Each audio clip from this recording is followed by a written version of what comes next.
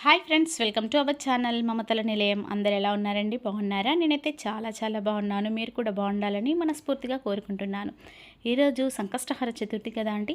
So అందుకోసమనేసి నేను ఈ విధంగా పూజ చేసుకున్నాను. ఇక ముందు రోజు కొబ్బరికాయ తీసుకురమ్మని మా వారికి చెప్తే ఇక మా వారు మర్చిపోయారంట. ఇక సర్లే అనేసి ఈరోజైతే సింపుల్గా ఇలా పూజ చేసుకున్నానండి. పువ్వులకు పంపిస్తే కూడా పువ్వులు అస్సలు లేవంట. అసలు మార్కెట్ అంతా తిరిగారంట, పువ్వులే రాలేదని చెప్పారు. ఎందుకంటే ఈ ఎండాకాలం పువ్వులు కూడా కరెక్ట్గా రావడం లేదండి. ఓన్లీ పండగలప్పుడు మాత్రమే పువ్వులు ఎక్కువగా తెస్తున్నారు. ఇక సర్లే పువ్వులు కూడా లేవనేసి జస్ట్ ఇలా పూజ అయితే చేసేసుకున్నాను. ఈ సంకష్టహర చతుర్థి రోజు ఎవరైనా ముడుపు కట్టుకుంటే చాలా మంచిదండి. ఏమైనా తీరని కోరికలు కనుక ఉన్నట్లయితే ఖచ్చితంగా తీరుతాయని ఒక నమ్మకం. సో ఇక నేనైతే ముడుపు లాంటిది ఏమీ కట్టుకోలేదు, జస్ట్ పూజ అయితే చేసుకున్నాను. ఇక ఇక్కడ తులసమ్మ ముందు కూడా పసుపు రాసేసి మంచిగా ముగ్గు వేసేసుకొని పూజ అయితే చేసుకున్నాను. మా తులసి కోట అయితే చూడడానికి చాలా అందంగా ఉంది కదా. నేనంతా పెయింటింగ్ వేసి, అది మార్బుల్ దండి. మేము ఇల్లు కట్టుకునేటప్పుడు మాకు మార్బుల్ కింద మార్బుల్ వేసేటప్పుడు ఆ మార్బుల్తోనే చేసించారు. ఇక అదంతా బాగా ప్లెయిన్గా వైట్గా ఉందనేసి దానికి మంచి ఎల్లో కలర్ పెయింట్ వేసి ఇలా ముగ్గుల బార్డర్స్ వస్తాయి కదా, అవి కొనుక్కొని డెకరేషన్ చేసుకున్నాను. చాలా బాగుంది. అది ఒకసారి మీకు మొత్తం క్లియర్గా ఒకసారి మా తులసమ్మని చూపిస్తాను. చాలా బాగుంటుందండి. ఇక నాకైతే నచ్చింది. ఇక నాకు అంతగా ముగ్గులేని రావు కదా, సో ఇంకా చిన్న బ్రష్లతో వేయాలంటే ఇంకా అంతకే రాదు. ఇక అందుకోసం అనేసి ఇలా బార్డర్స్ అవి కొనుక్కొని మంచిగా అతికించుకున్నాను. తులసమ్మ చూసారా ఎంత గుబురుగా పెరుగుతుందో. రోజు మా పొద్దున ఈవినింగ్ 2 పూటలా వాటర్ ఇస్తున్నామండి. ఎందుకంటే ఈ ఎండలకు చాలా తొందరగా వడిలిపోతుంది కదా తులసమ్మ.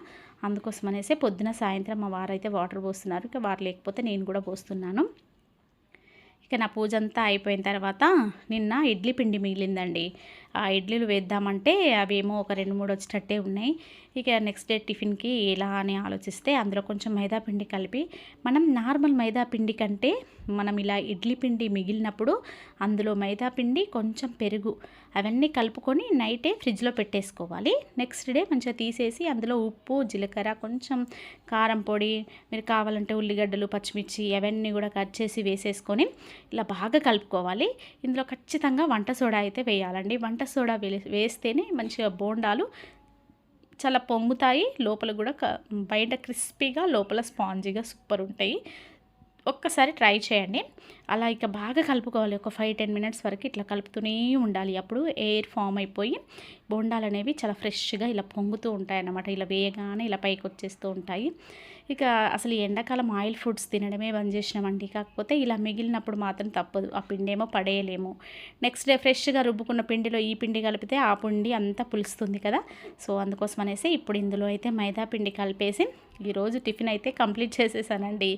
మా వారు అదే అంటున్నారు, అమ్మో ఆయిల్ ఫుడ్ అంటే ఏం కాదులేండి, ఒక్క రోజుకు మరీ ఇట్లా వేస్తే ఎట్లా, అదంతా పడేనా అని కొంచెం గట్టిగా అనేసరికి సర్లే అనేసి ఇక చేసేసే మరి ఇంకేం చేద్దాం అనేసి పాపం ఈరోజు కష్టంగానే తిన్నారండి బోండాలు. మా వారికి ఇలా బోండాలు, వడలు, ఈ డీప్ ఫ్రై ఐటమ్స్ అంటేనే ఇష్టం ఉండదు. ఆయనకి ఏదైనా హెల్తీగా ఉండాలి.